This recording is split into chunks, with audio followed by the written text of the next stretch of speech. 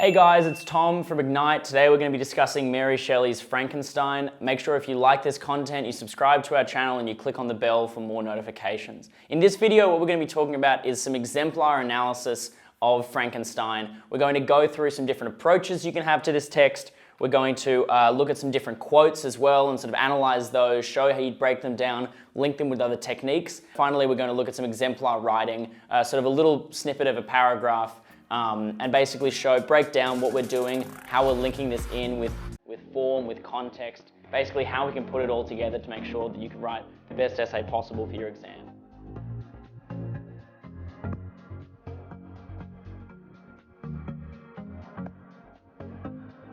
So what I mean by approach is it's very important when you're looking for evidence, when you're looking through a text, to have some idea of this kind of superstructure in your mind of what you're filtering it towards, what argument is that you're trying to make. Because you'll find you're struggling to find evidence that relates back to sort of all different themes all at once. You'll find you have the book in front of you with 8 different colored highlighters and you're a little bit lost. So it's important that you have some idea of, once you have some ideas of the themes in the novel, or the novella, I suppose, in this context, the different approach that you want to take. So I've listed some different ones here, and you can look, this is all in our form guides, which if you subscribe to Ignite, you can look through. But basically, we can have some different examples of approaches that resonate particularly with this text. So you can adopt a more economic or Marxist approach of this text. In this, you talk about the slave trade, sort of early colonialism, the way that that impacts with Frankenstein, the way that Shelley was factoring in her abolitionism into the writing of the text, and how the monster serves as a proxy for this kind of underclass. That's one example, right? You take that approach and you filter through these different scenes like that. You can also adopt a feminist approach. Obviously, Shelley comes from a sort of long lineage of proto-feminists, and the way that you notice that particularly in terms of natural ideas of birth giving, things of that nature, or an empiricism approach, right? You can sort of link this purely to the idea of context, of the Enlightenment, and the way that sort of it works through the text. So that's the number one thing when we're talking about exemplar analysis here, guys. What you want to start is make sure you have some idea of the point of view that you're approaching the text with. So we're going to have a look at 2 quotes here and just give you an example of how we're trying to break this down. So the quote here we have on the left and some of the analysis we have on the right, but that's okay, I'll talk you through it.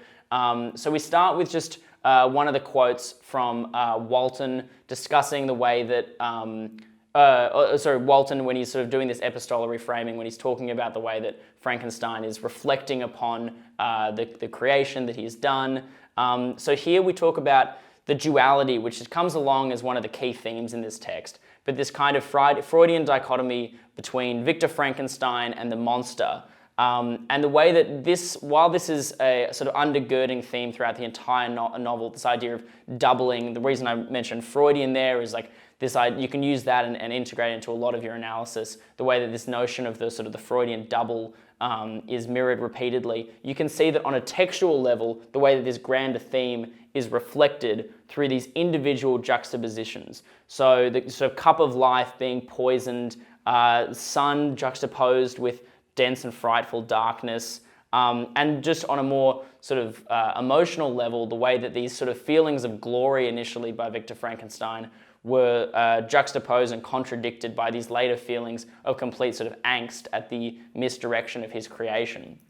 And so what you can see that we've done there is linked back these grander themes to these individual textual occurrences of things like juxtaposition and these different techniques. And you can see the way that Shelley is manifesting these themes in the individual quotes themselves. And then finally, what we've done is linked that back to the broader context of Enlightenment, which we discussed in another video, this sort of Enlightenment science and the way that this is internalized into this essentially what is an allegory about the harms that come from that. So you can see that's sort of a good example of the way that you can start with that quote, refract it back through a theme, look at the individual textual examples, and then bring that back to the context or form as well.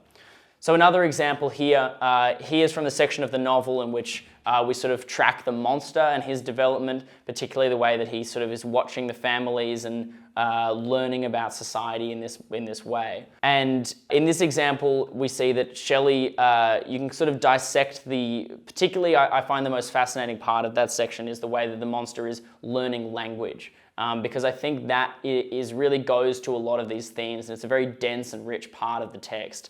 So particularly for this quote here, what I've done is looked at the dissection of the language and the way that particularly Shelley uses biblical allusions as something of a sort of a crutch to rely on, mainly because these are sort of one of the few sort of examples of monoculture that she could rely on her readers being able to make reference towards. But particularly I think the Tower of Babel, the story of the Tower of Babel, is particularly relevant to this section where the monster is hearing all these different languages but not being able to understand. And this gap, the lacuna between language and communication, is a really rich area of analysis, and that sort of pops up repeatedly throughout Shelley's novel. So you can see the way that we sort of have started with that scene, the idea of the monster sitting outside, viewing the family, sort of hearing these noises that are sort of monotonous, doesn't resemble anything he's come across before, and the way that we can use the language and the themes that Shelley's drawing upon to bring that back to sort of the context that we're talking about with sort of the religious thought and really the link between romanticism and religious thought, in particular sort of mythology. And then again, we can sort of use that linguistic analysis to sort of link those back to those key themes. And so that'll undergird a lot of your analysis. So as a final example, I'll show you the way that we've sort of integrated that. I've started with a little just standalone quote, "What may not be expected in a country of eternal light."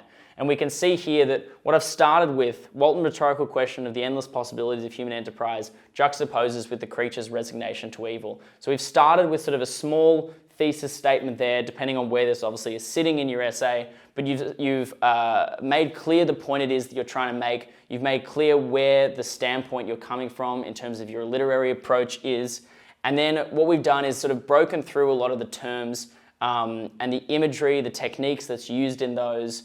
And what we've done is sort of linked that back to a couple of the themes that we were talking about earlier, the hellish imagery to describe his maturation process, the vicissitudes of meaning that a lot of these words take on, justice and injustice, and how we sort of tie that together by referencing sort of Enlightenment theory and a lot of the textual influence that Shelley's dealing with there.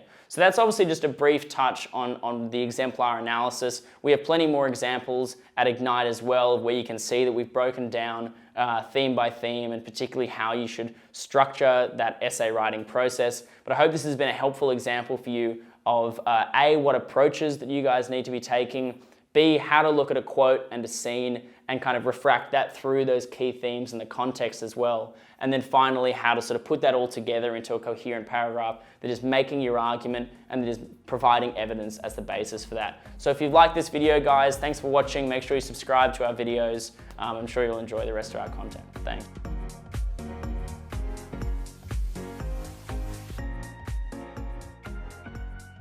Hey guys, thank you so much for watching. If you do like the content, subscribe to our channel and we'll have more videos coming your way. That's right, guys. Thanks for watching. And please make sure you check out our online resource database. We've had a team of state rank achievers and heads of English put these together for you, covering everything from essay structures and examples all the way through to craft of writing and comprehension skills. So check them out at ignitehse.com.au, and we look forward to seeing you in the next video.